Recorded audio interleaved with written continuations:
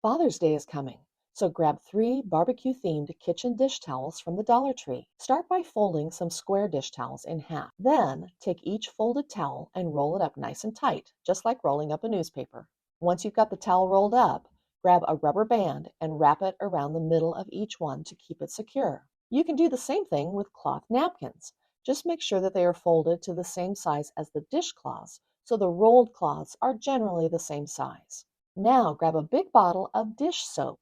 A 25-ounce bottle of Palmolive dish soap works best for this project, but any dish soap bottle can work. Take the rolled up dish towels and cloth napkins and secure them to the bottom half of the bottle with a rubber band. Keep adding those rolled up towels around the bottle, just slipping them into the rubber band. Once you've got your first layer built, it's time to build it out, but this time you are adding the rolled up gift socks. A rubber band won't fit around this layer, so use a piece of jute twine to secure them in place. For the top layer, use the rolled up bar cloths. Remember those barbecue-themed kitchen towels? Take one of the towels and fold it inward so the word grill is showing in the center. Then wrap the rolled towel around the front of the cake and secure the ends with safety pins. Slide your towel cake onto a wood cutting board and tuck various barbecue tools like spatulas and tongs into the cake.